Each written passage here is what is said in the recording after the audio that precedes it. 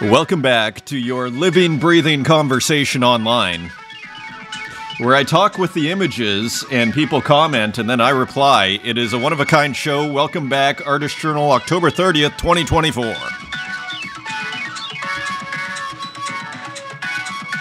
Broadcasting from inner space in Berlin, Germany. My name's Adrian Pocobelli. Dancing with words in front of you. Once again, thank you for joining me. Thank you for all the huge support on the last show. That was a good one. That one got like a big response, as we're going to see.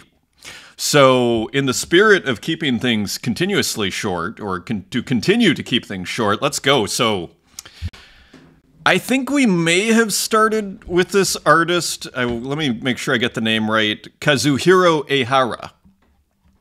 And I think this was actually the show that Little Cakes was at.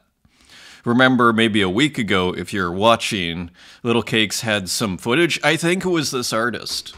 I believe Japanese. I am not positive on that. Singing the Heartfelt Rain. A pretty rad piece. I think I've started maybe once before, like a year and a half ago, with Kazuhiro's work. Maybe. I'm not positive on that. Anyway, a really cool work. And why does it work? It's kind of shocking in a sense, right? I mean, that's one reason it works, you could argue. You know, it's a difficult work, I'd say. I think some people would look at that and go, is that art? This is like some guy scribbling and then like there's pixelation. But I would argue it does work. And in fact, you know, using the newspaper of the imagination as a kind of guide, I think this would work. I think people's heads would turn. And why? And I think what you have here is, I would be tempting to call it almost, you know, let's call it a radical juxtaposition. I was going to call it a shocking juxtaposition, but a pretty radical juxtaposition with these hard-edged pixels here, dithered, again, shockingly, against this flat, seemingly flat blue background. It seems to be a cloud. And then over top, you have almost as if it's been scribbled over top, or like done really quickly with a marker. And then it's moving. And then there's even, like, it looks like it's masked, and there's even colors flowing through. Maybe it's almost like a wire. And to cap it off, not even, we haven't even capped it off. It looks like a cloud that's raining, right? You see the rain here. Quite a shocking, you know, work from a, how would you call it, from just like the overall approach. This is completely, you know, put it this way, would you ever think in your mind to create a work like this, like in terms of this process? And would you even know how, once you've seen this and you had to reproduce it? In a weird way, I'd say, like, would you even know where to begin? And you could probably approximate it, but could you? You know, especially when you see the changing color of the cloud, it's almost like a gradient that's cycling through in the background that's being masked by this large-scale kind of pixelated dithering that looks like it's been expanded, but maybe it's been drawn out that way. And don't forget, the rain here is static, yet the stars and the hearts and almost emojis of sorts, some are fuzzed out, some are, you know, harder edged. They are falling from the sky as if it's rain, and it's almost like it's raining emojis. And let's go back to the title now. Singing the Heartfelt Rain. So it is almost these hearts are raining from this cloud in the sky. Edition of 1, picked up by OMG Blog for 100 Tezos, 99 Tezos. Pretty rad work. Again, it takes a lot of, I would call it courage, you know, to start making decisions like here in the cloud. You see that it's kind of hard edge here? Like your rational mind is just dying. Even your sense of aesthetics is just crying out to fix this. But so it makes it that much more radical. And in a sense, it does to a certain degree, I would argue, give a kind of aesthetic pleasure. Not of the cloud being perfect, but a different kind of aesthetic pleasure, one could argue. of the boldness, of this radical contrast, of the radicality of the work. So, pretty cool. Now, I brought up Kazuhiro Ehara, Uncharted Pixels. Well put. Uncharted Pixels. Beautifully put. That's exactly what these are. And as you see, a pretty, again, and we've looked at a lot of these works before. I think maybe once a long time ago, we had perhaps, like maybe this one on the front, but I can't remember. It's been a while. But yeah, I mean, a pretty interesting journey here, too. It goes from kind of a painterly journey down here. Although you do see the pixels here. I mean, let's actually just look at a date here very quickly. And we are moving quite well here. This is 2022, so we're in 2024. So 2 years ago, actually. And this was edition of 1, went to Dina Chang here. And look at this, just a cool, again, there is pixelation way back then. The same kind of consistent experimentation and what I would call radical approach to the digital art, for lack of a better term, to art making, to image making with pixels, to Uncharted Pixels. And so it looks like almost like the equivalent of a PFP project. Pretty radical work here. This last one really, you know what I love about it is the simplicity, and it gives you something to grab onto representationally. So even a kid could go, oh, that's a cloud, but that's a pretty radical cloud, right? And, you know, how would a kid react? How would a child react to that work? It's interesting. So all to say, another artist on Tezos. Shall we check? Okay, the link tree. We'll check very, very quickly if there's a website. Is there a website? Wow, look at all of these. So there's a ton. So you can check it out online on Zora, on Hen. NeoOrt, I haven't heard of. So just a really cool artist. So continuing on, Lily Illo, thank you for I think it's a portrait, Traveling Pocobelli. And here it reminded me of you in your Airbnb, trying to be quiet to film us another show, wishing to be in the sun and thinking about ancient times. Yeah, so thank you. I am going to be on the road actually pretty quickly. I'm not sure. I may end up in Bangkok in a week, insanely. We'll see what happens there. Still haven't... and more details on that later. But I will be in Rome in a couple of weeks. I was going to leave the 15th, but I may have to leave sooner, actually. More details on that coming up. So I'm going to be on the road again soon, all to say so happily. And so thank you, Traveling Pocobelli. So I love it. And there I am. Kind of looks like Crete, actually, in the background, which is where I was filming so quietly. So thank you. I mean, a huge honor. And I love, actually, let's just bring this up close. I love, I mean, it's almost got a Picasso-type feel to it. The way these fills come in and these different colors and the lines. I mean, it's almost hard to, you know, remember that this is AI art.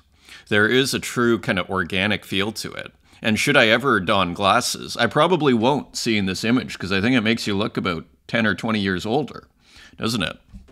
But anyway, love it. And I love actually what's going on in the lenses. And I think that does kind of look a little bit like my profile, hilariously. There's a Dikiriko. Shall I show the Dikiriko?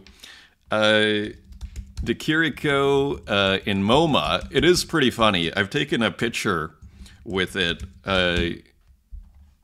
Portrait, auto portrait, as they call it in Italian, I think. Here it is. This is quite hilarious. And then we'll go on with our show here. If you do this, I think, you know, it is kind of funny. The similarity. I got a picture of myself right here with it. Anyways, kind of a classic Italian. Or at least my cousin has the same profile. Let's put it that way. Let's continue. Great show today. Nuv 1914, Tornado Rodriguez translating, should be rad. Really thrilled to get Nuv 1914 on the show, so looking forward to that. That is at 9:30 a.m. New York time, 2:30 in Europe for the next week until the time change happens in the North America. So all to say, slightly different time here in Europe, same time in North America. So looking forward to that. And also after that, we're going to have Andre Breton's second manifesto of surrealism. I started reading it. I didn't realize how long it was. And it's kind of funny. Andre Breton, like the first 20 pages is him ranting about his enemies. It's almost like he's drunk, which is, I was quite, this isn't what I remember. You know, maybe I only read the first manifesto when I was studying. So we'll see where it goes. I'm about a third the way through it. So after this show, I'm going to pick it back up and run through it. But not what I was expecting. So anyways, that should be great. You're going to have Santiago, you're going to have Marcel Munteanu, and One of One, Tim at One of One, and Roon Toon. So that should be rad. Let's go to the comments. And again, thank you for the wonderful support on the show here. Let us check the comments. Ariel Presti, thanks for sharing, Adrian. No matter the length of the video, it will always add value to the community. Thank you. It is a constant balance here between making, of trying to keep things short, because I think the shorter it is, the more kind of commercial, in a good way, like the more accessible. I think people see 90 minutes, like who are new, and they go, or who maybe just see it on YouTube and go, whoa, that's too long for me. Some people love the long, though, you know, so it's an interesting thing. Jim, hey, don't worry much about the time of the videos. Thank you, Jim. I often watch in chunks. I'm sure others do, too. I know you've probably got loads of stuff to do on, loads of other stuff on, too, but have you considered setting up a Patreon? And I'm really glad you mentioned this. Actually, someone reached out to do a sponsorship of art, and I had to think about all this weekend because I said, give me a couple of days to reply. And I decided against it for now as far as the sponsorship. I was saying basically before the comments. I'm open to it in theory, but I'm not sure. I'm just kind of like not sure. And do I want art there, or would I like something like more kind of almost like a blockchain, for example, rather than bringing in art and then all of a sudden at the start of the show, you don't control all of a sudden what's going on, you know, from an artistic perspective, and then new people come in, they see that, and then they're thinking, okay, this is the show, right? So Patreon, I love the idea. I have a friend who does hi-fi audio YouTube that I met here this summer in Berlin, has a big YouTube channel. He's like, you must do Patreon. You should also turn on the ads on YouTube, is what he's saying, which I may do. So I'll probably start with Patreon. And I think there's a lot of creative ways that I can make it fun, and even do like a drop like once a month, this sort of thing. Nothing too extensive, but even put, you know, it's an opportunity to put in stuff I might not release otherwise too. And I could even just, so I want to experiment with Patreon. That is what I'm going to do. I am going to do that. So watch this space. I want to set it up properly. You know, because once you start taking money, then all of a sudden you don't want to start changing things, if you know what I mean. So it may take a few weeks, maybe sooner. I may take a few weeks to set it up. I'll definitely let you know. Thank you for asking. I'm sure many viewers would happily pay a small monthly fee to help you out and ensure you keep making the content invaluable. Thank you very much, Jim. Really appreciate that comment. Radayanki, very awesome selection, sir. Thank you. It's a testament to what is happening out here on the internets. Thank you. Also, always awesome to hear from you, Rada. Eric 7004. This looks so interesting. So perhaps a new fish that we have reeled in here. Welcome, Eric's. Axia area times area.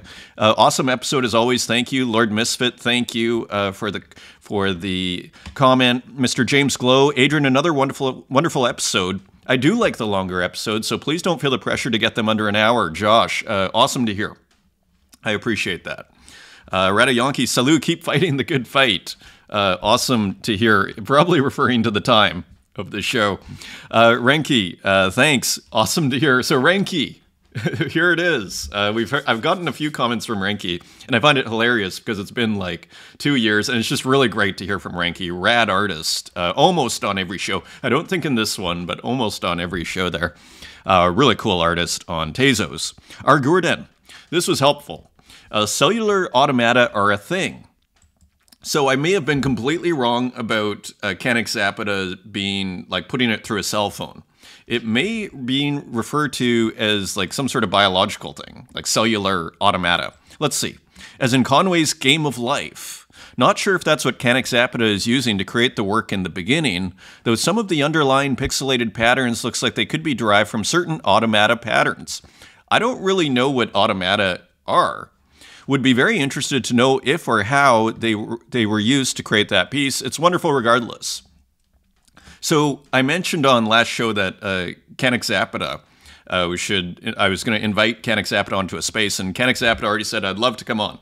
So fabulous. I haven't figured out a time yet because I'm traveling and I'm not sure. I need to see if what's going on with this Bangkok thing. But once that's figured out, I will reach out to Canaxapida and schedule a date. And maybe we'll get some more information here on what we mean by cellular automata. You probably know more than I do on this. Also on Twitter, Blue Alley. And thank you. I can't go through all of this, but I will go through a little bit of it. So glad you're back on Monday after hitting the wall. I hit a wall myself. Monday's discussion on digital brushwork was fascinating. I've always considered physical brushwork as the pinnacle of the line as fluid movement. A physically drawn line like those done by master calligraphers, for example, is a done, be it still or curving. So, yeah, we were talking about the brushstroke. And I was commenting, and I was thinking about this too, because that definitely resonated with people, this sense of what is happening with brushstrokes. And yeah, it's interesting. Again, as I was saying, it's like controlled chaos.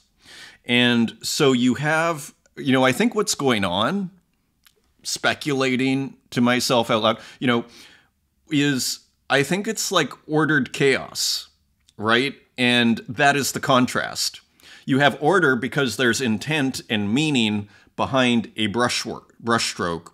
But when it's just purely done and perfectly done with no chaos in it, there's no contrast, in a sense, within this idea of order and chaos, within the context of order and chaos. Put it this way, let me say it from the other perspective.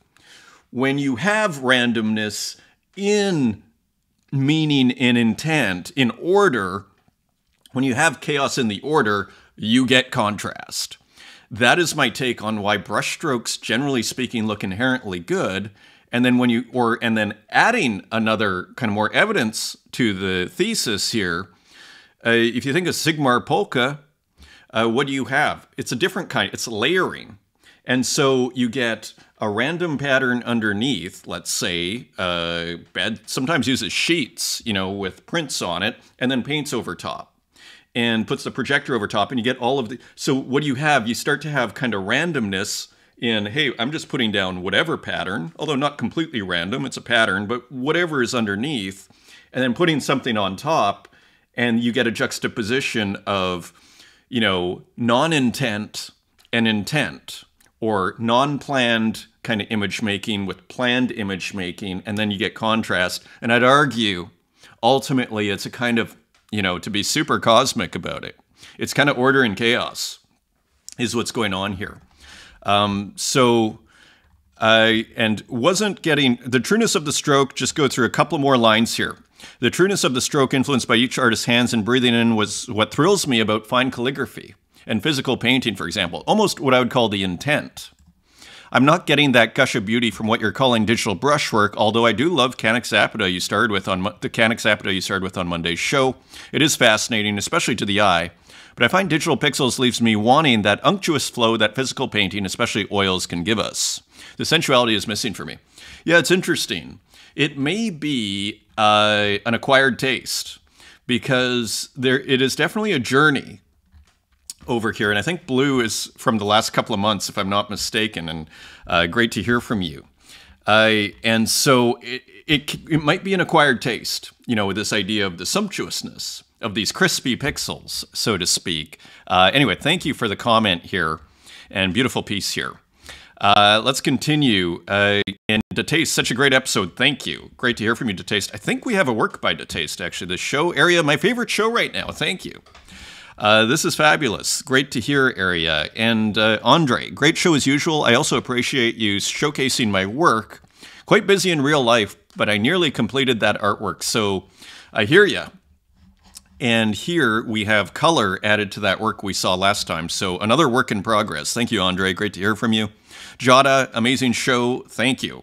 Conehead Squid, wonderful show. I'm sharing here the post from NFT Protector about on-chain minting compatible with all existing object contracts. I believe this is what you're referring to. I was. There is a, there should be just a form. I thought there was a easier way of doing it, and I think there was just a form. Here it is, Connect Wallet, and here are some ways of doing, and here's the latest on-chain minting. So I may experiment with this. There's not that many, interestingly. That's on Tezos. Now, the thing is, looking at costs of on-chain minting, it is hard to justify Tezos right now.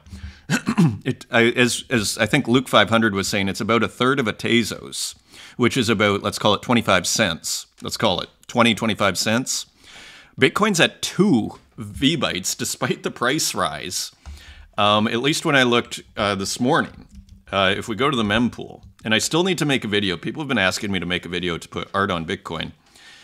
Here it's up to 6, but I mean, as you see here, even an hour ago it was at 2, which is pretty cheap. That's like maybe 50 cents, 60 cents. So it's hard to justify. It's only double to put it on Bitcoin. So yeah, but this is super helpful because I may want to put some work onto Tezos as well, just for fun. Dylan, great to hear from you. I think we have a piece by Dylan this episode. Generousist, just counted. I have 9 tabs with previous journals on pause. So thank you, Generosis, for the comment and the support. Pedro Jose, perfect just in time, artist journal and coffee. Great to hear. I do the same thing, your kind of digital coffee meeting here. And Crypto King, quality programming. And here's a new mint, Rat Cloak vibes with anonymous work. A little bit. Does have a little bit of the Rat Cloak vibe to it, doesn't it? Kind of that isolation, so to speak. Thanks for posting, 369. Thank you for the comment. Luciana Guerra, Neural Divine, also thank you for the comments. Pinball Guy, this was fascinating. Really, another wonderful thing to hear. I think this observation on Kanik Zapata's work just made me a better artist. Well, this is, thank you for posting that, Pinball Guy. That is exciting. You know, I wonder, because again, I'm not sure I would have had any of those thoughts had I not been really having this conversation with the art and with this community. So it is a win-win. And so, yeah, me having to ratiocinate through it it helps me too. And I'm just thrilled to hear that.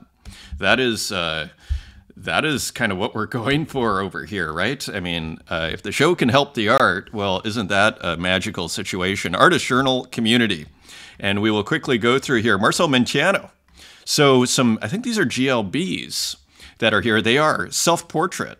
So very cool here, posted by Vicky. Thank you. Someone's already Halloween ready. Indeed, ready to trick or treat here. Hilarious. Ariel, new series unlocked. And we will take a look at this. I brought this up in the illustration section. Thank you for posting. I love these kind of works. These kind of, I call it contemporary illustration. These kind of modern day still lifes with computers. I think nobody does it better, in my opinion, than the digital illustrators, I would argue. It's a whole kind of, and there are hidden works on Tezos that are some of my favorite works of all time.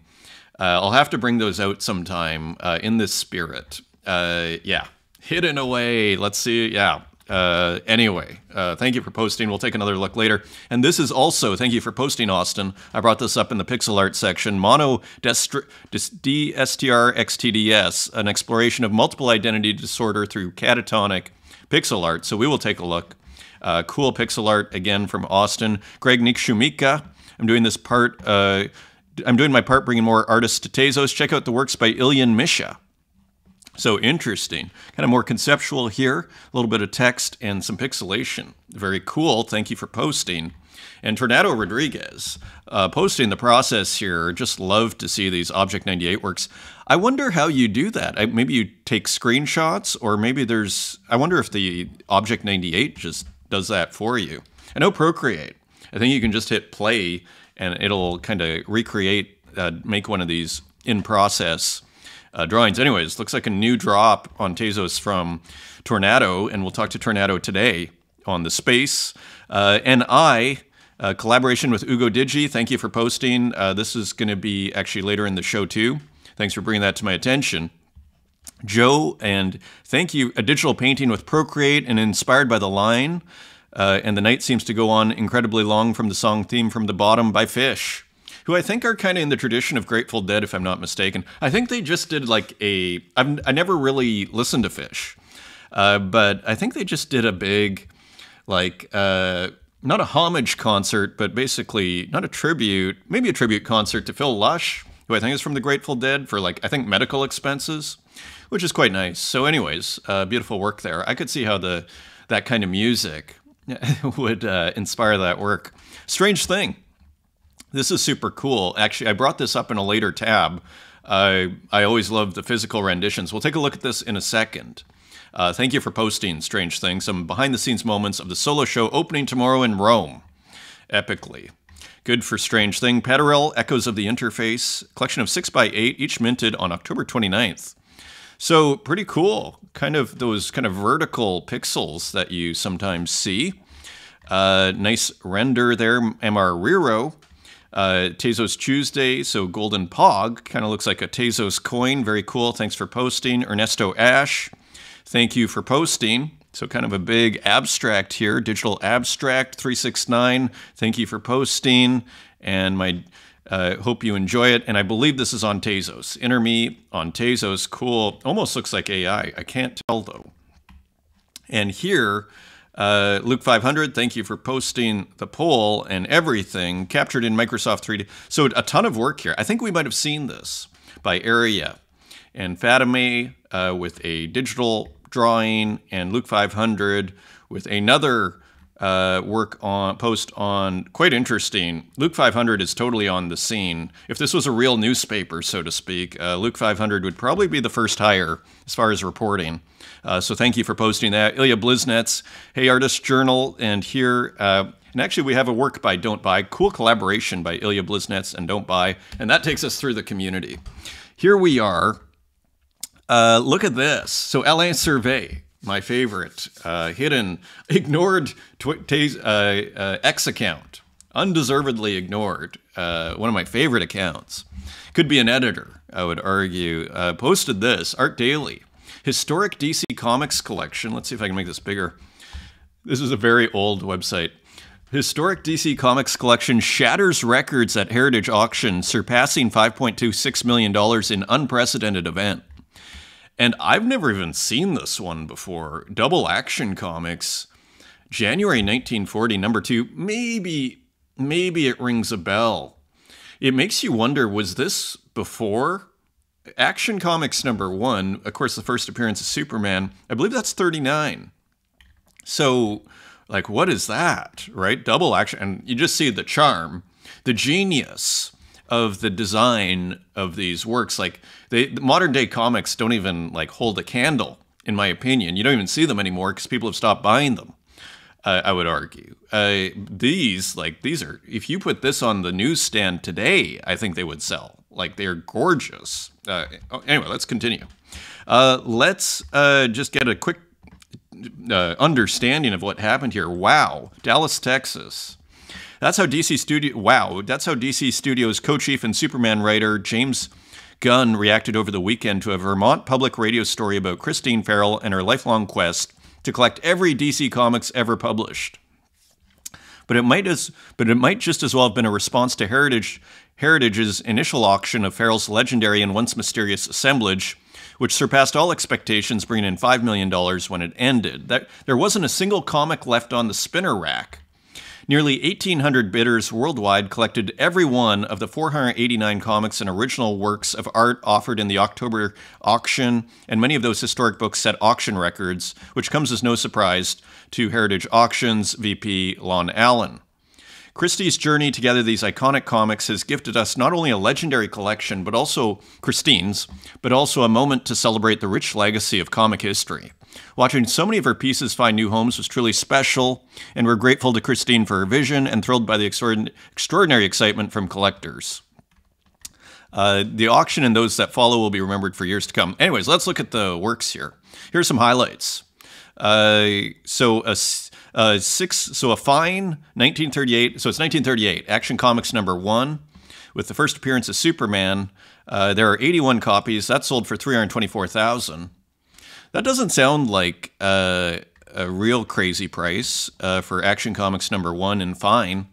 Farrell's copy of Flash Comics #1, fine, placed second in the momentous auction for $174,000. So Flash #1, More Fun Comics #52. I think the first appearance of the Spectre, it is, featuring the debut of the Spectre. That sold for $100,000. This is classic comics, Golden Age comics here. And let's see what else here. New Adventure Comics #27. Not sure what that was. So yeah, a bidding war over this trophy. Let's very, very quickly here. New Adventure Comics #27. Let's just see what that is. What is this? And I don't even really, yeah, what is the, it's interesting. Maybe it's because it's a Mile High, is because they had great condition. Mile Highs are famous for being, this is a Mile High comic, so maybe it's just because the condition is perfect.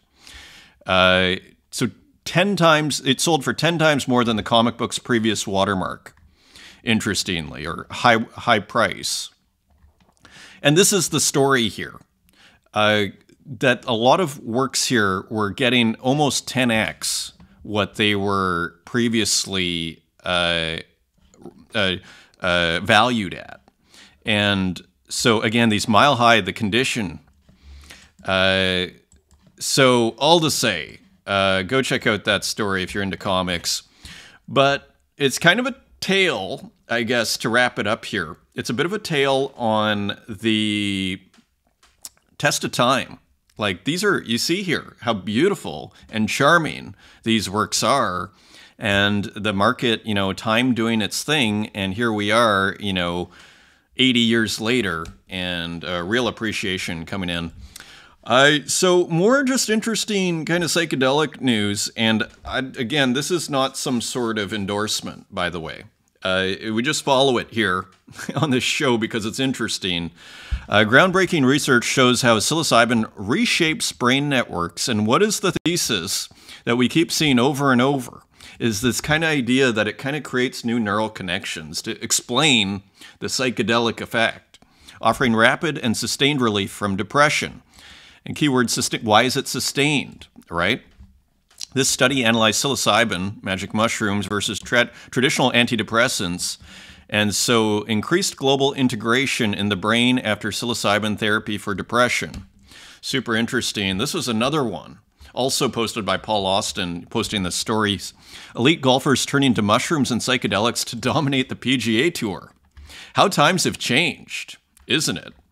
A number of these substances do not feature on the World Anti-Doping Agency prohibited lists, meaning athletes will not be sanctioned for using them. That is hilarious. So isn't that interesting? Using ayahuasca. So golfers doing all sorts of crazy things. Okay, Evelyn O. Sometimes forget Olin made computer paintings in the 1990s. And of course I follow Evelyn. And there's a really big show right now, and I brought it up, in Hamburg that I have to go to. And for anybody in Germany, you kind of got to go to this show. Albert Olin, in the 90s, was doing these works here. This is a painting, screen print, I believe. I've seen some of these in person, and the way he gets the dithering here is screen printing, but you can see right here that there's painting involved here too. Making what? A wonderful contrast, right? You get the order, so to speak, of the pixelation and the geometric rectilinear pixelation, and then you get underneath a little bit of black put in there, maybe bleeding the paint here, and then brush stroke, and just a completely different mark making, more chaotic, but still organized and control. And then that they are, but more chaotic, you could argue. And so you have order in the chaos in the paint itself here, which is quite beautiful, but then you have kind of a more chaotic stroke contrasting with what's probably a screen printed pixelation, right? So we have different contrasts here. Contrast within the brush stroke here, but then we have the contrast between this brush stroke and that brush stroke, or this screen printing line, or screen print action and the brush stroke. So contrast. Only 2 colors here, in theory, but you have a ton of grays. So just beautiful. And I brought it up here. Hamburger Kunsthalle, Albert Oehlen, and Computer Builder, so computer images, and from the 1990s. So deserves a lot of credit, and look at how cool these are. Like, the compositions are frankly pretty stunning. It kind of looks like made on a Mac, if I had to guess. And just making, again, this is pretty radical, because this you could put out today and people would absolutely love it. This came out like 30 years ago that Albert Oehlen was working on this. That's impressive. And even the compositions, they're probably easily my favorite works by him. And look at this. I mean, maybe, I wonder if I can make that larger. As you see here, so incorporating kind of painterly lines in here and contrasting that with the crooked, right, screen printed pixelation or dithering, shall we call it, right? And you even get slightly different colors here, kind of like you saw slightly different kind of grays with the black and white and that brush stroke that we're looking at.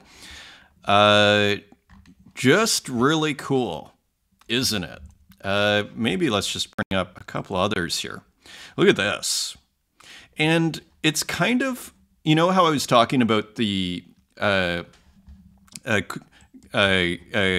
Kazuhiro Ehara work, where not worrying about right in here, that's also what you see here, I would say. Like, it's not worrying about getting everything kind of beautiful while you're working on it. It's kind of about the process working and trusting the process to a certain degree, that as long as I am kind of staying true to my process and my contrasts that I kind of have conceptualized here, it's going to work out. And don't try and force it and fix it, you know? And so here it's balanced, but you could argue it's like, well, putting that airbrush there, does that make sense? Would you do that? So just interesting, right? And here you see again a little bit of grays and brushwork contrasting, right? Let's look at this huge one. Is that in color? Okay, so this is more other kind of typical Albert Oehlen work, I think you could say. So it looks like a fantastic show, doesn't it? Just rad artworks. Shall we bring this up really quickly? Would work wonderful as prints too, frankly. You know, who wouldn't put that on the wall? Let's continue. Jedi Wolf. Tokenized art is the most remarkable development I've witnessed in the crypto space since 2016. It truly stands out amid all the noise we're experiencing here. Isn't that interesting? So from someone who sounds like they've been around, you know, there is a lot to be said for this. You know, I've only been here since 2020, but, you know, it really does have staying power, I would add to that. Let's continue. Armilk88, base. Oh my God, base paint on base driving me crazy.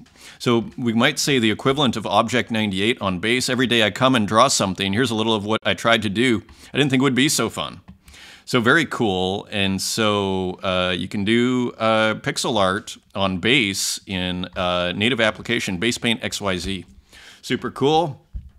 And here's an interesting comment. This was referring to this tweet here by Seed Phrase, art coins are the next meta.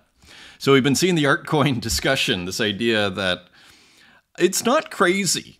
Like, I will give it, you know, this. Like, people have talked about the fractionalization of artworks really almost before NFTs even kind of became a thing. right? That was like, I would argue that was almost like the initial model is you have an artwork and then it's kind of fractionalized into 1,000 tokens and then you can have partial ownership in this whole thing. Again, I don't think as a collector it's very appealing, but it's an, you know, you could argue, but I would just say if it's the next big trend, the next meta, why hasn't this happened yet? Would be my question, because I would argue it actually predated to a certain degree, at least the big explosion in NFTs. There are like, I can't even remember who I was talking to. I remember being at a show here in Berlin. Anyway, Boot here showing skepticism. Supply gets sniped or bundled, runs at first, so these art coins do well at first. Then snipers or bundled wallets dump on the followers of the artists who buy into this coin. Artists post about how there's no plan for this. I was just doing it for fun. It was just about the art.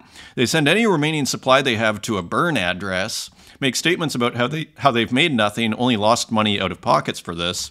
3 days later, they post about how they regret launching a token, will be taking a mental health break.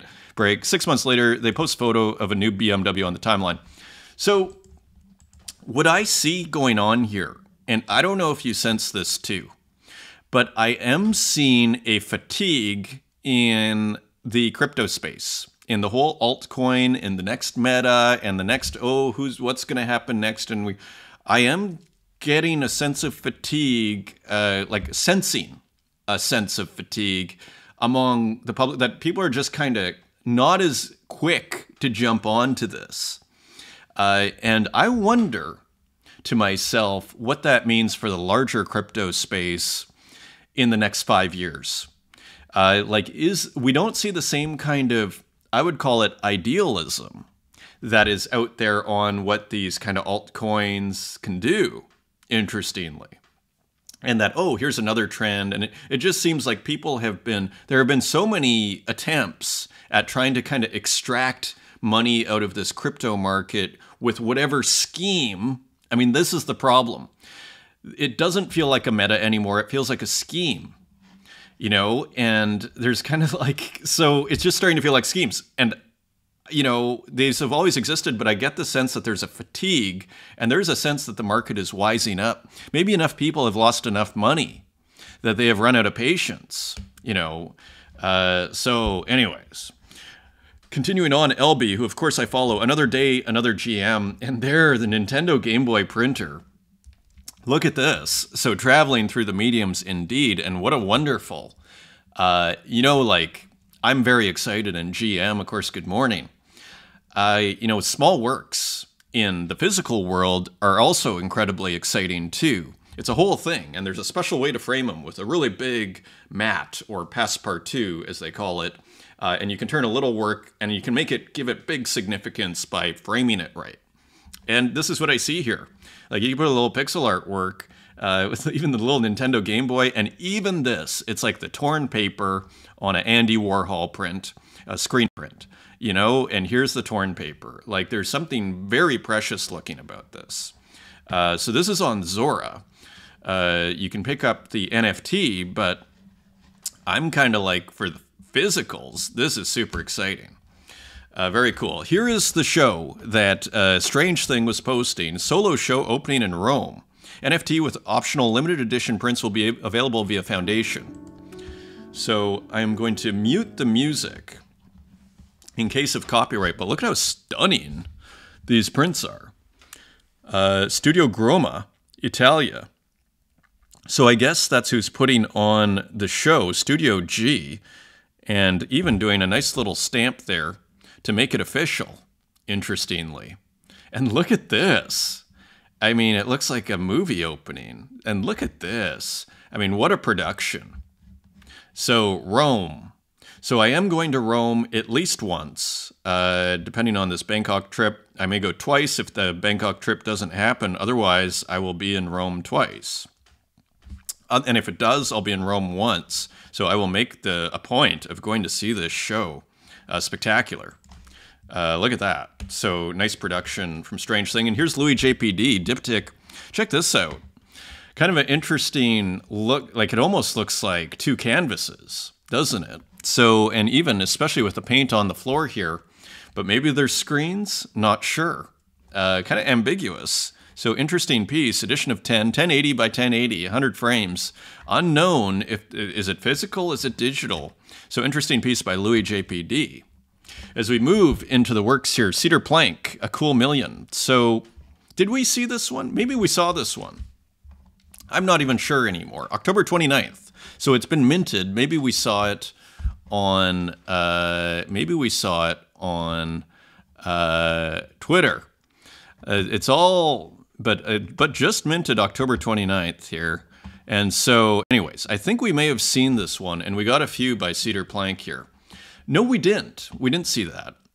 Data. Here's another one, because this is definitely new. And so very interesting piece, again, using all sorts of different kind of mark making here, digital mark making as well. Actually, maybe we did see this, because I feel like I remember the text. Forgive me if we have seen it. But actually, yeah, I'm confused. I'm not sure if we've seen it or not. But we have, I don't think we've seen this one, Circuit. These are all new mints on Object. And again, you see here, look at again, think of Canic Zapata. Think of the disruption of the order that we're seeing here, whether the disruption is in the structure or whether the kind of resolution here is made smaller so it gets kind of fuzzier, the texture, so to speak, and everything. And here it looks like a brush is just kind of, a very fun brush is just kind of dragged across. And then here we have repetition of this element here and repetition of this figure here. And look at even at the bottom. So this creates a whole kind of painterliness, right? And it's like, I'm kind of back to the order and chaos. It's sort of like with, it's like a Basquiat, for example, where you see the paint is being painted, but then it drips, or like many artists, right? And then you see the paint drips onto the canvas. There's order because you can see that, okay, this is from an intended brush stroke. There is order in what is trying to be done here, even if it's just to paint some color. But then you get these random things that happen, like the brush, like the paint drip, right? Which comes, and then that becomes like a chaotic element. And this, I would argue, on a certain level is what's creating the beauty, part of what's creating the beauty. We love those paint drips, or at least I do, right? And I think there's a reason why often artists will keep them in. It reveals the process, but it's also beautiful. And again, it's kind of this balancing or this contrasting between order and chaos. So Circuit here by Cedar Plank, edition of 5. And here's another one. I think we did see this on Twitter. This is now on Foundation here. 120 minted, so which is pretty good. And here is a new one for sure called Koi. And let's look at this, also on Rodeo. And so cool, kind of looks like Fantavision, right? Over here, but that Fantavision looks like it is being pasted into other. So, probably browser-like softwares here. So, this looks like it's just kind of pasted on top, right? So we're getting a contrast between different softwares. Contrasting softwares, we could call it. And even here, it's almost like they're looking at their image on the wall, right? Their GIF on the wall, these two figures here, were very loosely painted. Pretty interesting. And here, just a couple others. Como by Waffles. It was just so, I felt like I was doing too many waffles here, but this one just felt so radical. Again, and so illustrative of a lot of the things we're talking about here. Here you just see the chaos, but intent, right? The same kind of contrast we see in brushstrokes. We see intent, and it's like, okay, clearly this line needs to be here, but there's all these chaotic elements within the bristles of the brush, so to speak. And again, that creates a kind of delight and a kind of serendipity, shall we call it, within the work, where it creates a kind of delight. And what is that delight, right? And here, this radical subject matter here, the head in the head, how wild is that? And we have another one. So a little bit of humor here, Ishoko from Waffles. And then again, it looks like, again, contrasting softwares. Look at this kind of fuzzed out background, right? Super interesting color too. Canic Zapata. So new work here, and those. So a couple of works actually went up on, and I think I brought up the other one too. Good, I did. We'll look at what's going on object there with the auctions, putting them for auction. The work we started with, that I started with on last show. So here, continuing the process. So it's pretty cool, like cellular automata. Again, we'll have to ask Canexapida on a future space kind of more details on what is meant by that. Is that a cell phone? Is that a biological process? Sounds like some programming is involved. Super interesting. You know, just beautiful. Here's another one. This is at auction, and this one is at 30 Tezos as we speak here, and let's just make that large. So again, we see a similar process, these beautiful kind of eyes. You almost forget their eyes when you zoom in. Look at these lips here. Wonderful. And I believe, what is the other work at? It is at 150. So it is doing pretty well here with quite a bit of time to go. There is still 6 hours and 46 minutes to go on this work. So this is on object. And apologies to all bidders for highlighting that work again. RJ with some interesting works. Internet People Volume 2, 9 pieces. So here are, so interesting fills and everything here. So again, kind of more using controlled randomness, letting things bleed out a little bit, magic wand type selection here, and letting things bleed out. And again, kind of a bit of a, what looks like maybe the stable diffusion, perhaps, textures, but maybe realized another way, and interesting framing here, right? Look at the negative space on the green. So a few of these coming out. This one, a GIF. This was pretty cool. A smaller work. Let's see if we can, and a pretty original art piece here. And again, just you see these kind of, so using AI, I believe, and also all sorts of, again, kind of textures and maybe even AI animation here. 512 by 512, nice and small. Dr. Lee NFT picking it up at 140 Tezos. Nice pickup. And continuing on, 1011, RJ, and this is also by RJ. So another work in this series here. And this one's a lot larger, as you can see, and interesting kind of textures, again, being brought in here. And how big is this? 3,500 by 3,500, but looks like, so keeping, in a sense, the JPEG artifacts, so to speak, on this. And interesting. And here you get some gray around, and so Internet People, another interesting cutoff here on the edge there. Interesting colors too.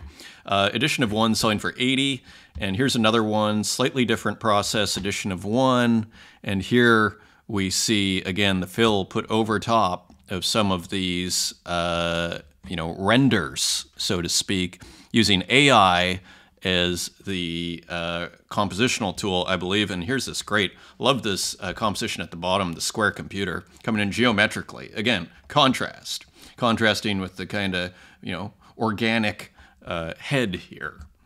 So cool work there. Here's Scomra with continued cool work. Also here, in this case, using stable diffusion, textual inversion, and interesting portrait.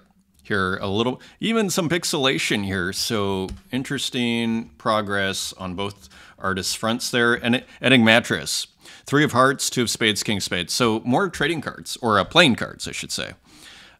With math over top, interesting juxtaposition, and also looks like some layer styling. And looks like almost linear burn there, or color burn, and interesting. And look at this, these original playing cards. And look at the ASCII, just barely put on here. Maybe some visual ASCII over here, right? This is visual ASCII, I think. So continuing to just experiment and push things around here too. This is also Enigmatris. And as you see, it's like 2 paintings in one, or you see this selection here, it looks like it's over here, but it's almost like the visual ASCII was put over top, but then it was used, this, you know, for these areas here, but then it was used as just a mask. You know, instead of keeping it, then it was just used as a way to cut out areas, creating almost a kind of, pixelation effect or pixelated mask. And then you have here almost like a selection, kind of a magic wand type selection here. And but maybe it's just ASCII, small ASCII that's been removed, interestingly. And look at down here in the shadow and there, leaving the trail a little bit. And here it looks like a close-up. So wild piece here by a horse painting modified by ASCII elements. Super interesting. Here's Yuri J. With a work posted on X and looking like almost like eyes here and looking kind of like the Yuri J with 4 J's afterwards series, kind of the more experimental account where you see these kind of abstractions and sometimes you'll see different variations on certain shapes here. Not sure if it's new or not, but here you can see all of the kind of detail and action that goes into a Yuri J, basically irreproducible, right? Unreproducible, irreproducible work here. Super interesting. Here's Nov 1914, who again will be on the Space Lejano. So more experimental, challenging work here. Kind of has an abstract feeling, but here we see a person, seemingly. So not entirely abstract. So kind of a combination of abstract and figurative elements and all sorts of things. Edition of 8 for 13 Tezos, 1 sold to Might Be Bonesy. Interesting piece. And here's a great work as well. This is by Dan Controlled Composition Batteries. Beautiful. Beautiful, beautiful. Love the color. Brilliant green in the background. And then again, just having fun. Really, again, witty works here with the batteries. Interesting shape. Almost makes a snail. Maybe that's accidental. Very cool. And here's another kind of wild work, Scotch Whiskey. This is by Dan Control 2. This was just put on Tezos. Now, I'm trying to figure out, this looks like an artist at work here. You see this huge work. This is like the paintbrush.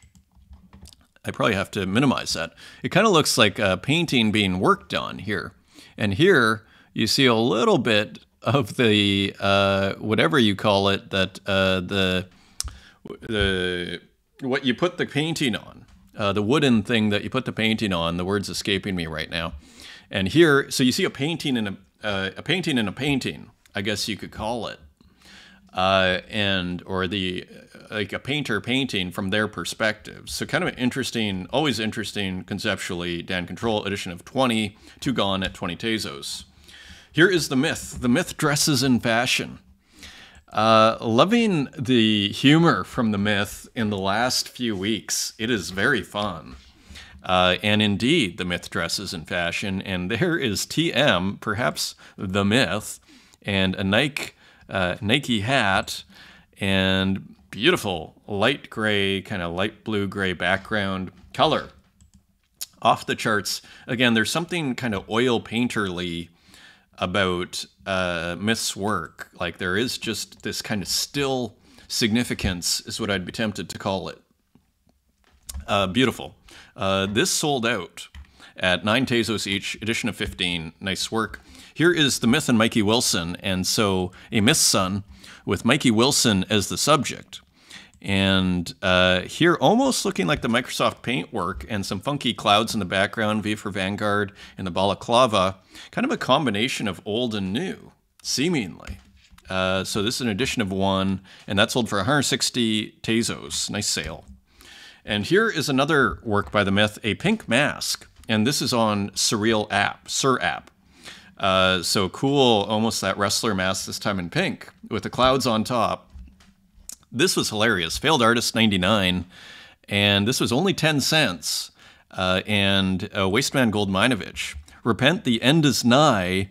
And here you see kind of a uncareful, well, you see the outlines, not as kind of, let's call it not as carefully painted as it normally. I'm sure all on purpose, of course. Quite beautiful, I might add, how the outlines don't necessarily match up here. And here we see the Failed Artist with a repent, the end is nigh, and a little half-eaten hot dog. Incredible. And there we see even just the way it's painted seems to echo the subject matter. So quite a beautiful work, only 10 cents, and I love the humor. Failed artist, 99. Great concept. WYWH, this is Detaste. So we do have a work by Detaste here. Cool painting. A digital painting by Detaste, and perhaps a self-portrait, not sure. Pink Floyd on the t-shirt. Nice piece, kind of a ominous, dark, stormy background. Edition of 1, only 5 Tezos. 1 bid has come in from District 468. And here's Moda MT being a count in Florence. So pretty fun work here from Moda MT. Almost a Renaissance feeling to it, especially in the composition here. A little bit of texture in the background, and there I believe is Moda MT, and so really nicely painted here as you see around the hair and even all through here. It almost has a Renaissance feel to it, doesn't it? It definitely does in the composition, and even the way it's painted here. Just quite beautifully done here. Another kind of beautiful oil painting, I want to say, in digital form. And there is a signature. Even the this idea of putting the ledge here and the city in the background, very cool. Here is Gregorio Zanardi, and this is on super rare digital painting. Let me just kill that. And let's see if we can zoom in, and we can. And so pretty cool painting, kind of nice distortions here. Again, digital painting. We've seen some physicals from Gregorio. Nice colors here. The red of the tie matching this kind of floor or background color here. Huge hand. Interesting, again, portrait. Suburban man goes about his routine not knowing that his life will end. So very cool digital illustration by Gregorio Zanardi, and I don't think there's a reserve on that. And here, Masha Say, never seen this artist before, Calm in the Storm. So interesting, kind of, again, kind of has an oil paint feel to it. Huge work here. As you see, I believe a digital painting. Pretty interesting in the background there, too. A lot of kind of work on this. Interesting composition, someone drinking tea with almost this broken teacup with almost kind of blood almost leaking from this broken teacup or the Band-Aid, so a bit of a surreal feeling to it. Interesting piece. 222 Tezos, that is on at auction, and that is reserve, open for first bid. Here's Dylan. Beginning, the journey of 1,000 miles begins with a single step, so looking off into the distance, almost like a digital woodcut kind of feel to it here. And there we see some ants that this beautifully colored subject is looking onto here. And here, again, you see almost kind of a reference to the physical here. And here, and perhaps some digital paper. Not sure. Cool work. Edition of 1 for 20 Tezos. Nice portrait. Daniel W., Uninvited. So a bit on the Halloween theme here.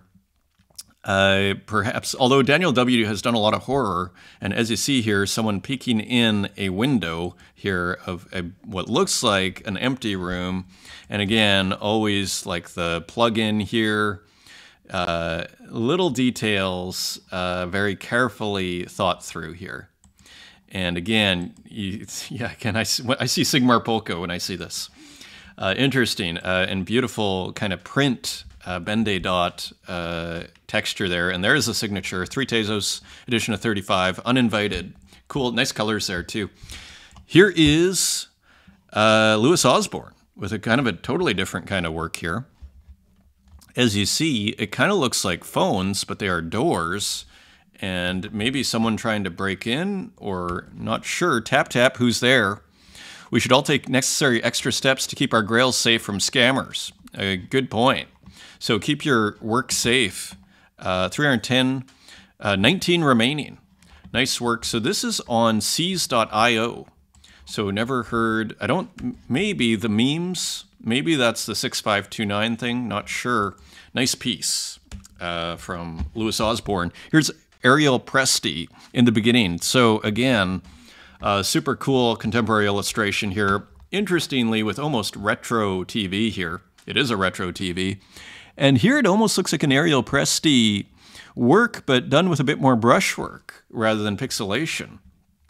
And here an old keyboard, PlayStation controller, a couple of pedals maybe, not sure. Really rad work here. Thank you for sending me one. That is awesome. In the beginning, 1500 by 1500. Love it. Here is Katarina Create Devil, edition of 30, and cool kind of simple work here with the kind of fuzzy devil in the background, making the shadow. So cool work there, and great distortion here with the huge arm smoking the cigarette, smaller head, huge arm, and so just really, again, kind of cool stylized work here from Katarina Create. Great color. John Carroll, Window Still Life number 122. So another Halloween work. As you can see from the cat and the cape, I think, and the horns, and perhaps the colors, and there's Gatorade, hilariously, for the orange. And 666 on the alarm clock there. Pretty cool. And that is 134 Tezos on secondary, and accepting an offer for 115 Tezos. So just a super loyal collector base for John Carroll. And here is Ugo Digi and N.I. Petrov, and we saw this briefly in the community here. So this is on Foundation, and this is on ETH, and here's the work. So we see kind of Ugo Digi's style, maybe put over top of the illustration of N.I. Petrov. And this auction starting at 0.3 or buy now for 0.5 ETH. Interesting kind of location as the title. So cool work there. And it kind of looks like a policeman and maybe some sailors, if I had to guess, or other police people. Not sure. Interesting collab. Here is Nicholas Dietrich in Fake Whale Lab for Education. And here, a bit more of a detailed work here by Nicholas Dietrich. Kind of has a slightly different feel. In a sense, I feel like it's higher resolution or something, but maybe it's just the color, because usually Nicholas Dietrich uses fewer colors. So it has kind of a bit different feel to it. It's cool in the sense that all of a sudden you see kind of a different kind of feel on Nicholas Dietrich's work. And here is that orb that we saw on previous, I think in the previous episode. So I believe we're using the element. And even here, it almost looks like kind of fuzzed out a little bit in a good way. Playing with that whole kind of illusionism and weird kind of perspective here, full of mystery, is what I can say with any kind of certainty here. That's the one thing I can say with certainty on this very interesting piece. I think we were seeing this being built, didn't we? I think I saw the works in progress. We saw the orb. We saw this interesting kind of, again, kind of dental kind of lab or scientific lab, kind of antiseptic. So interesting color choices. Lab for Education, purpose to be rediscovered. So sounds like maybe Nicholas Dietrich, maybe the purpose is meant to be enigmatic here. And Foregone at 10 Tezos, that's on Object. Here's Element Lee, super minimal pixel art, vegetables, online drawing, and grayscale. Online drawing and grayscale, and here is probably the model that it's taken from, interestingly.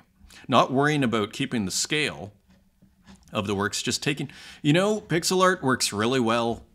I put a few still lifes on Bitcoin and it just works beautifully for stuff like this. Super interesting, as ever, from Element Lee. Figments, all from Null. So interesting minimal piece here from Cap'n, also known as Figments, with a little bit of animation here, as this figure kind of gets vaporized, almost in the void. All from Null, edition of 16, 3 gone at 16 Tezos. And here, Obtainer, locked in, and it's almost like you see the same software that sometimes Figments might use here in this kind of RGB cycling. I'm just theorizing here, I don't know. But kind of a similar quality in this art. So it makes you wonder, are they using, I think, if I remember right, Cap'n was saying uses GIMP for the animation. So I wonder if that's GIMP. I don't know. Petsky Cola. This was pretty cool, and this is on Instagram. And as you see, kind of I'd say like a mix of Petsky and pixel art, right? Kind of interesting mix here. Like you see here, it's like Petsky, but then I guess these are all technically You know, this is probably a slash. This is a line. I guess this could theoretically be all text, and maybe this is visual ASCII here, this kind of checkerboard ASCII. So interesting piece, hey? Ada. Here is another Halloween work, Paranormal, from P1, Manidal, and Not a Number. I wonder if this is a game. Crazy. I didn't even know this. I mean, amazing, right? Maybe I'll make that full screen. Incredible. What kid would not love this? Incredible. That is so cool. That is 6 Tezos. That is an edition of 30 from these incredibly talented people. Artwork by Manidal. I think the audio probably by P1 and the code by Not a Number, making it all happen. SFX by P1. Incredible work here. Here's Manidal again on Rodeo. And here, just a rad, fun work with a cat and a basket. Who doesn't love that? And look at the cool animation with the bird going across at a different speed. Very cool. Here's Pomelo, the city. Pretty cool kind of pixel art painting here. I just love the helicopter. Pretty amazing work here from Pomelo. Wild composition, super creative, and a whale going through the sky there. Chaos in the City made with Aseprite, edition of 20, only a Tezos 50, and almost gone. There are 7 left. Continuing on, we have Tradscape, who of course makes the music, who made the music that starts this show and ends this show near the Fawns Hill foothills. And let's see. So it's 1:54. We can't play the whole thing, but I think you'll get the picture.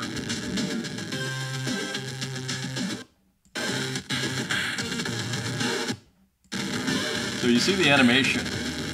Pretty wild, kind of crunchy music.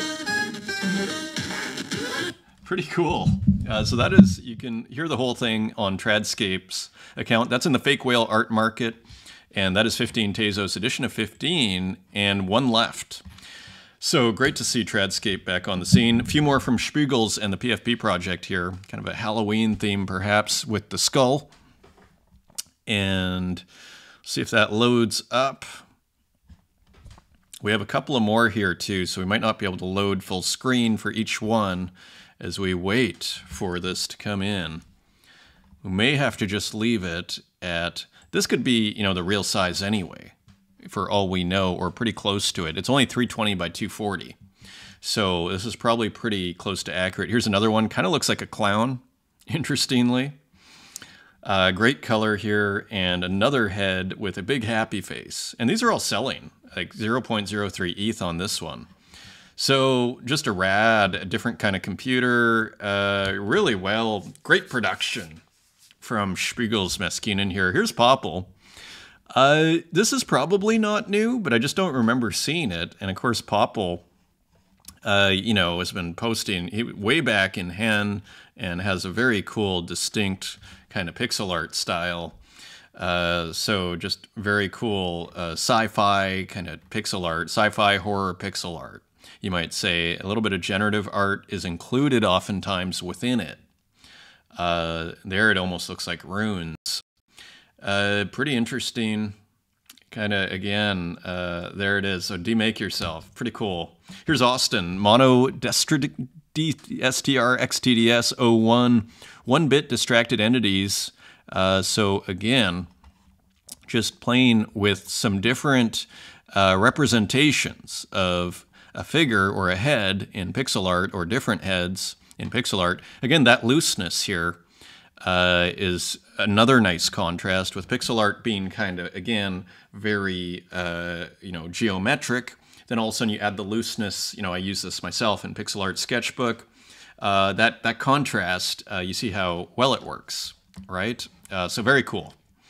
They're almost a signature down there, hilariously. Edition of 10 for 10 Tezos each, 1 gone. Here is Stippen Pixel. Let's take a peek at what's in the bag. So I think, yeah, this does move. Kind of a wild work here. So not almost like a video game. Edition of 1 and not listed yet. So again, kind of a retro-looking video game. Kind of wild, hey? So you can probably get more information. Kind of looks like created by Stip and Pixel. If I had to venture a guess here. Here's Rural Idol. Evil enters from stage left. And here, kind of combining texture and what looked like perhaps beginning with physical texture and then getting almost this interesting kind of cycling pixelation like you might even find in Nicholas Sassoon here. Very crisp, isn't it? So nice animation here.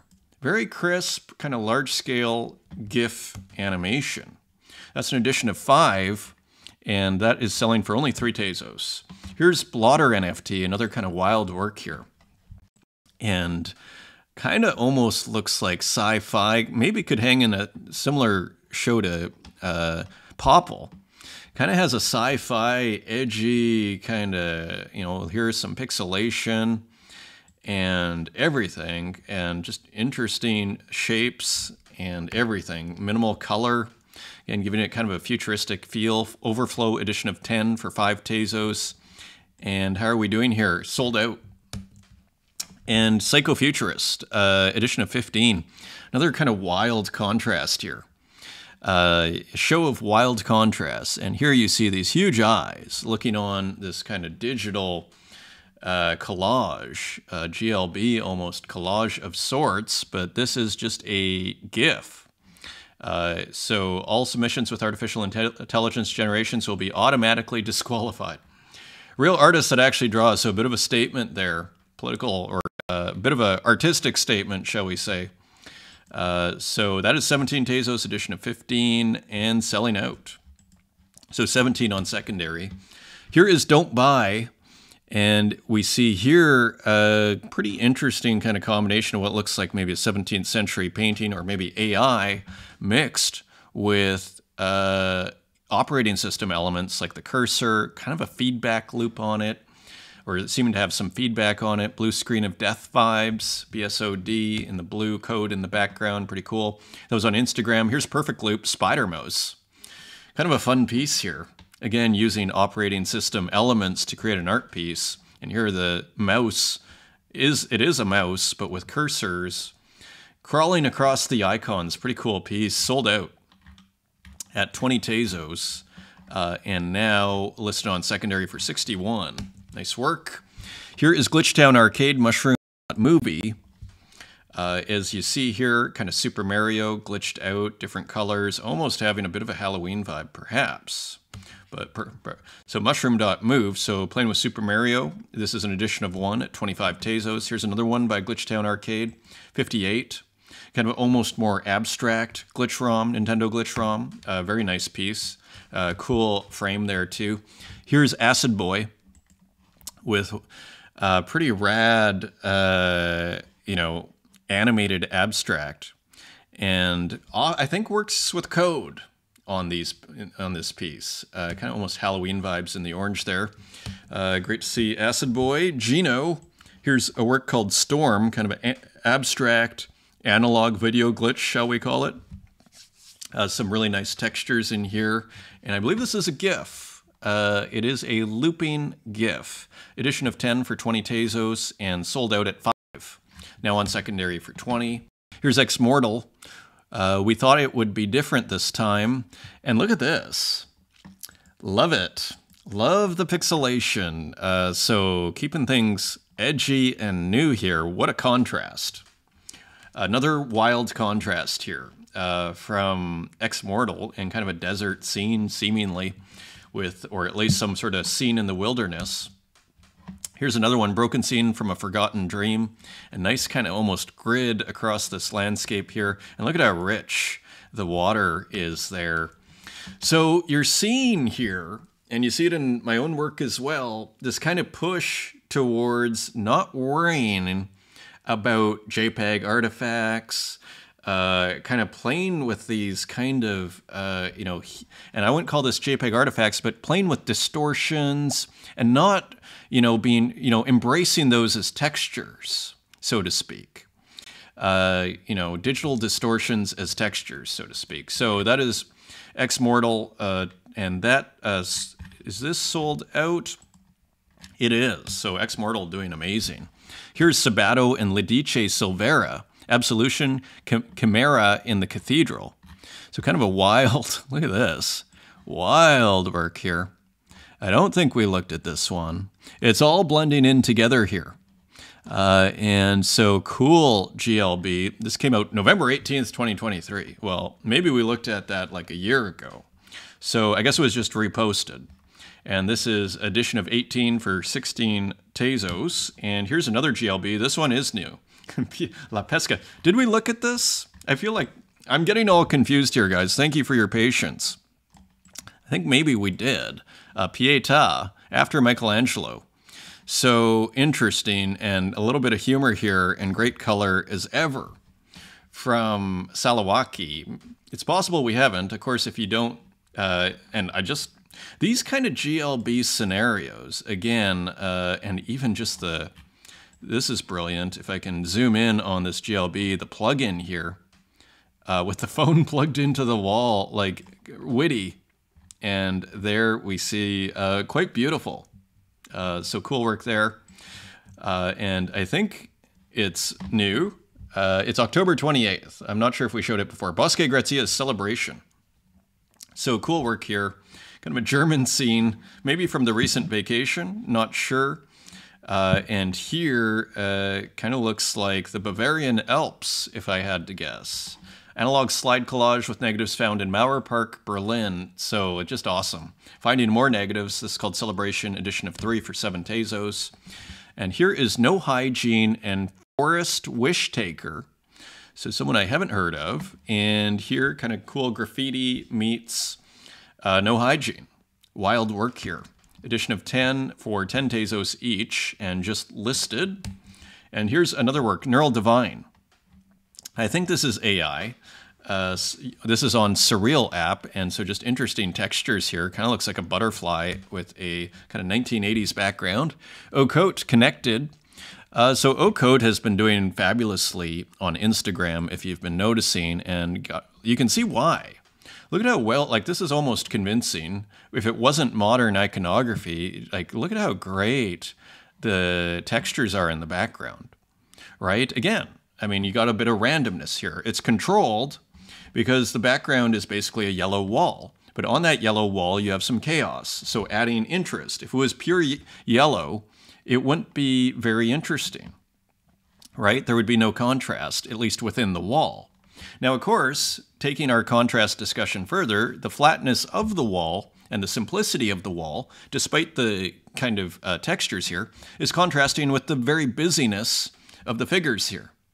Right? So there is a contrast here. It's a matter of degree, in a sense. This is more complex over here than the wall, despite the complexity in the texture. Cool subject matter, laptop, kind of, and cool, just kind of like an Aztec or Inca kind of figures here with some computers and laptops. So cool juxtaposition of old and new. Connected, great title too, edition of 10 for 250. Here's Kennick Zapata, AI landscaping. So just a little bit more AI within the kind of work in progress here, or just behind the scenes, or perhaps a work. AI landscaping, that is Kennick Zapata. Here's Strange Thing again. I thought this was great. With all of the logos and everything, Nike, Louis Vuitton, and look at that, but totally rendered with what looks like kind of Renaissance painting style. Personal Shopper, great title, awesome. And here's No Hygiene again with this huge happy face in the background. I think this is called 1997, who of course I follow. So again, just really pushing the limits of expectations and everything, which keeps No Hygiene super duper interesting. A really wild artist. Jesse Makinson, looking forward to showing. So pretty, I think, well known, as you see here, doing fairly well on Instagram. So this is going to be at Spurs Gallery at a art fair, maybe in Shanghai, if I'm not mistaken. So pretty cool. Wish I could make this a little bit bigger. Here we go. So kind of a surreal, painter here. I think this is oil, if I'm not mistaken. Oil on canvas. a golden shrug. So pretty cool there. Kind of an edgier work, Jameson Pearl. And here you can see it's almost like the artifacts are being celebrated. You know, kind of a similar thing that we're seeing digitally. Moving on. Bobici Mattia Battle Cat. So again, playing with what looks like a Transformers and other. So kind of going back to this is from 2023. Going back to, so I guess this is an older work with kind of those more traditional compositions. Here's a machine. Not sure if we've seen this one before. I feel like we might have. And just cool skateboarders here, airbrushed. Love what's being left out here. Not too detailed, just kind of suggestive. Not sure if this is finished. I kind of hope it is, but I guess we'll find out. Very cool piece. Here's Tim Lahan, kind of interesting take on waterworks here and water dripping through all of these different canvases. Love the bar of soap there. Pretty kind of humorous work there. And that is your show. Thank you for joining me. And I hope to see you at NUV 1914 on the Spaces today. Tornado Rodriguez and Roon Toon will also be joining. Until next time, thanks for all the support and take care.